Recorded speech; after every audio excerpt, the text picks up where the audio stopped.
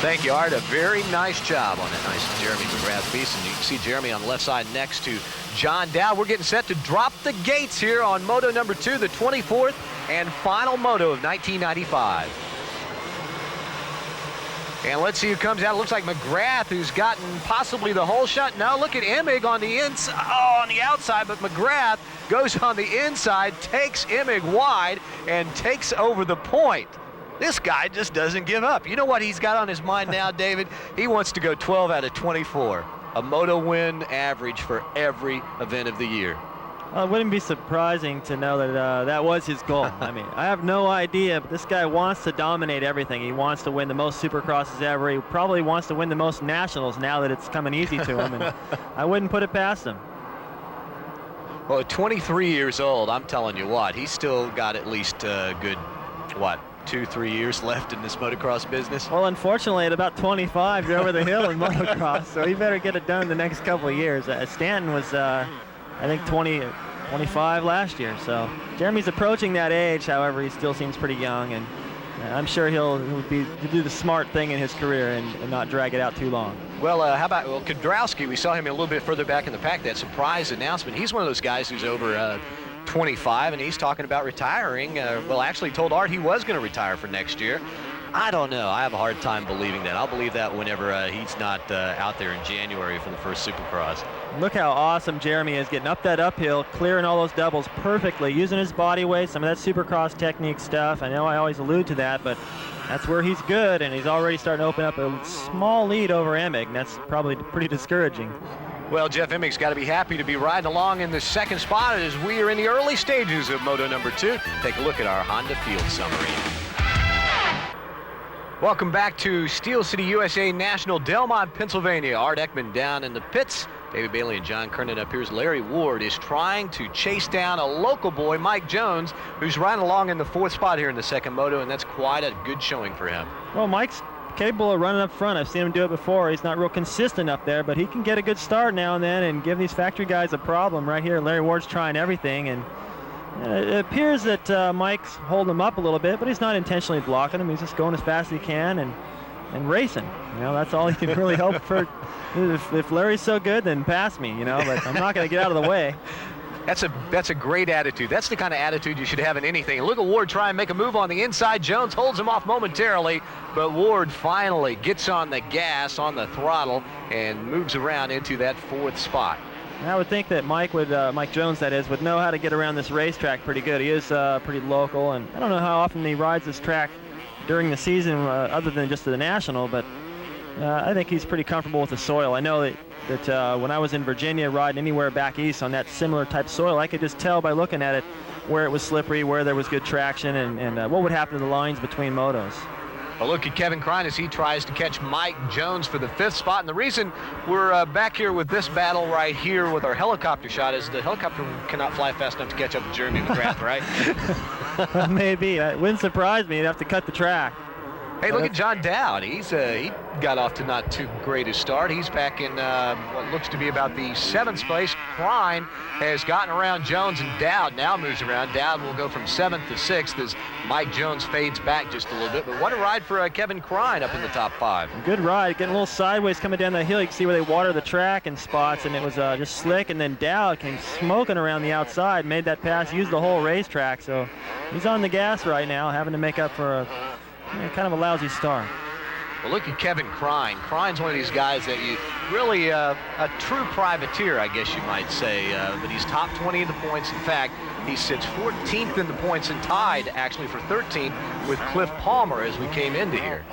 So I guess that's something to write home about, isn't it?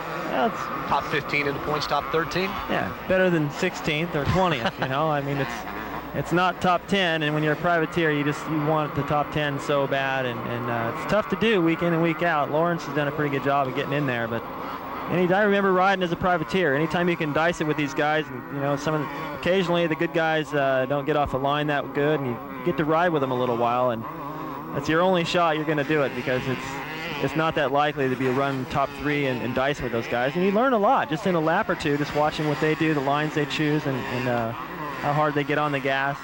There's a lot of little things you can pick up like that in just 30 seconds or a minute. What is it that makes one rider so much better than another? Can you put any one, can you finger one thing?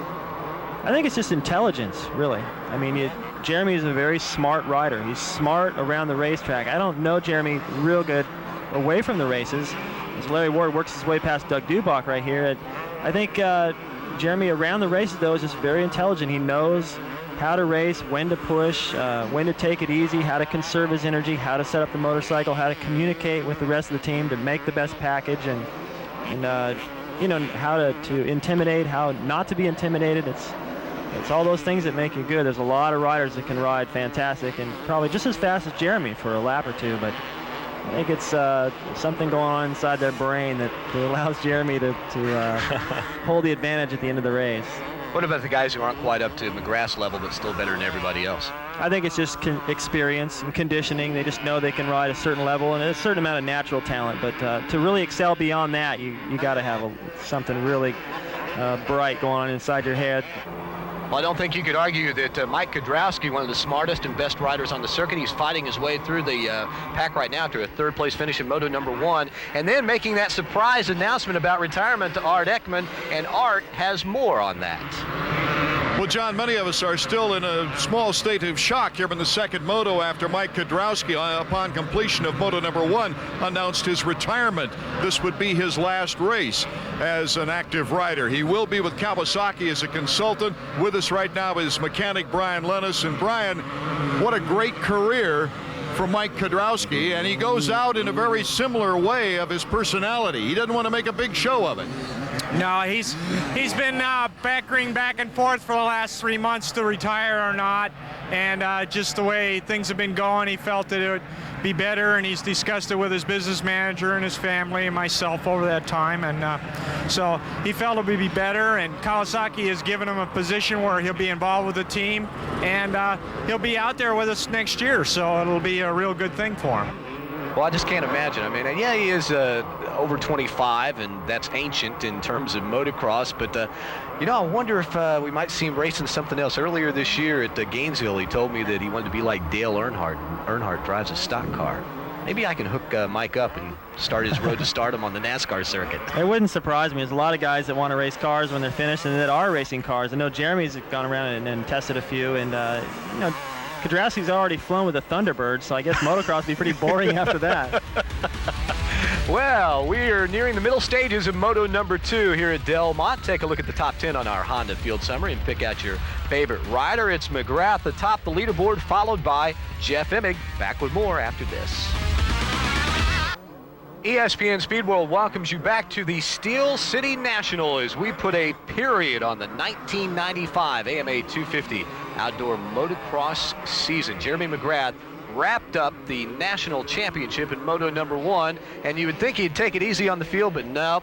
He's out there leading Jeff Emig in Moto number 2, and John Dowd is trying to work his way through the field. Dowd, of course, finished in second in Moto number 1. There you get a good look at Jeremy, who's kind of pulled away from Jeff Emig. Let's check in with Art Ekman. Skip, it's not unusual to see Jeremy with such a lead, but to have Jeff Emig also, along with Jeremy, so far ahead of the rest of the pack. Yeah, it's a far cry from what we had the first 2 or 3 nationals when, you could throw a blanket over the top 6 guys. I guess when it comes down to crunch time, the good guys are going to shine, and when it comes time to grunt, those are the 2 guys that have been doing it lately. And yeah, they're just they're way ahead of the rest of the field right now. Well, they're definitely way ahead of the field, but I think the riders that are missing from the show are the riders that sort of fill in that gap, and that being all the other factory guys we talked about that are missing from this. And look at this little exchange here with Ward and Dow. These guys scrapping, riding as hard as they can in the final moto of the year for position. Larry Ward trying to just finish off the season with something good anyway. It's been pretty frustrating outdoors for him after having such a successful Supercross season. Well, right now Dowd holds down the 3rd spot. Larry Ward wants to get around him, as Ward did have that control of that position, I guess is what I'm trying to say. Sometimes, you get down to the end of the season, the words don't come out quite as freely as, it's like you get arm pump easily. Lip pump. Yeah, lip pump.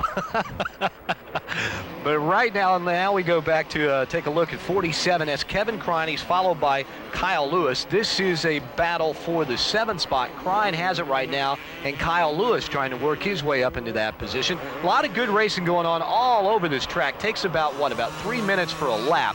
And look at Kyle. he just motors on by. That was, I guess, outpowered him, huh? Well, he outpowered him. He also stayed sitting down on the seat when he came up that first little set of doubles there. It's like stair steps all the way up that hill, and if you miss one, you really lose your momentum. And he stayed sitting down, compressed that suspension, and got a little extra lift to get over that clean. And once you get the drive off the backside of the jumps, you just it's easy to make a pass. And that's the place on the racetrack where McGrath really shines. He goes up there even faster than Lewis. And McGrath is gone. I think Emig is, and there he is there. He's already dropped off the pace. You can see he's looking around. He's not even looking where he's going. He's got a friend or somebody standing nearby the racetrack there, and just probably rather have this moto over with and get home and think he's riding the Trophy to Nations on the 250 for us in Czechoslovakia. So he's probably thinking ahead to that, where Jeremy has really nothing to lose by going out and taking a few chances and putting on a show for the crowd. How do you think we're set up for that competition? Well, a lot of people are surprised to see Ryan Hughes on a 500. I think personally that Ryan's going to do fantastic on a 500. He rides excellent on a 250. And the 500, I think, will humble him even a little more, and he'll ride actually probably pretty smooth. But he's going to have a lot of competition in that class. So I think Lamson is looking good. He just won the title here today on the 125. He would have to be a favorite. Emig's got to be a favorite for the 250, and he's been there quite a few times. So I think we're looking good. All right, well, hopefully the U.S. can pull that one out, sending over a good crop of riders over across the pond, as they would say. Jeremy McGrath continues to lead Moto number 2 as you check out the top 10 on our Honda Field Summary. We will be back at Delmont after this. Getting set to put the final period on the 1995 AMA 250 outdoor motocross season. Jeremy McGrath taking the white flag. He is on the final lap, about 3 minutes away from drawing the curtain closed. And what a fine way to wind up the season. This, if he can hang on here and Emig doesn't catch him, if Jeremy doesn't dump it, that's going to be 12 out of 24 moto wins. Pretty impressive. You know, it's definitely 50%. We talked about that the first moto. He was close to it, and that's almost well, actually it is. It's a moto every week. And with that kind of results, you can just about DNF and still have a shot at the title. And you can bet that going out strong here today, like LaRocco did last year to win his title. LaRocco, of all people, the whole shot both motos, win wire to wire both motos, and take the title. Same thing Jeremy's done here today. And this kid in the off-season likes to have his fun, and you can bet the party's going to begin as soon as this moto's over. Wonder if we'll get invited. No. I doubt it. No, it's exclusive, family and friends, and maybe not even family after at a certain point. I think he'll take his boat to the river and enjoy himself for a while, and he deserves it. After you won a title, what'd you do to celebrate? I worried about the next title. Man, you were just too boring, weren't you? Well, maybe, yeah, but, you know, I look back on my career and I have no regrets. And yeah. There was a lot of guys that were shooting for me, and, you know, I didn't have the luxury of riding around like Jeremy is right here. Most of the time I had somebody breathing down my neck to the last turn, and I think if I had looked back on anything and it would have changed something, I just would have savored some of those wins a little bit more, really appreciated them while they were happening instead of focusing on the next race. Would have had a little more fun, in other words. Yeah, well, I had plenty of fun hanging with O'Mara. You know you're going to get a stomach ache from laughing somewhere during the time together. We had a great time at Honda, and things are, I think, a little different in racing now. It's a little bit more serious, a lot more money at stake, and although Jeremy seems to be having fun, I think it's a little bit more business, and you know, I'm just happy to be part of the era that I was, and I think you're looking perhaps at the end of an era here with Kudrowski perhaps retiring. That's the end of all the guys that, you know, the Stantons, and other than Bradshaw's return, Bale, a lot of guys are gone now, and Jeremy's the new kid on the block, and looks like he's going to be here for a while. The new king. What's going through his mind right now? You got any idea? I mean, you said you never had this luxury, but if you had, what would you be thinking about on this final lap? Oh, you're just thinking that the title's yours. You're going to take that number 3 off your plate and replace it with a number 1. You know that Honda's going to be happy. You know that if there are any negotiations that need to be redone, they're going to. You definitely got leverage, and you know, just keep it on 2 wheels for a little bit longer. Enjoy the crowd, and think of something good to say to Art. Yeah, I'm sure that right now, as Jeremy McGrath focusing on his final turns, he's thinking, you know, what am I going to tell Art Ekman whenever he sticks that microphone in my face? Well, that's a great opportunity to plug sponsors and to thank friends and all the people that helped get you there. Although, I mean, this title has looked inevitable for the last 2 or 3 weekends. So it's not like this is a huge shock like it was for Lamson today to win the title. Oh, there you go. I wondered when we were going to see that. I wonder if he's got anything else left in the bag. I'm wondering what he'll top the knack with next. You know, he might take a hand or two off the handle, but who knows what this kid's capable of. Then we'll have to rename it. Call it the Knock Knock. Knock Knock, who's there? Well, Jeremy McGrath for sure in 95. He's been dominant. He's won indoors and out, and I don't think he needs a knack. It's just his riding ability. This. There's the checkered flag, and Jeremy McGrath has done it. He swept, in fact, the last 4 motos this season. He has come away with the wins. Jeff Emig comes away with a 2nd place finish in Moto 2, followed by Dowd, Larry Ward, and Mike Kudrowski, who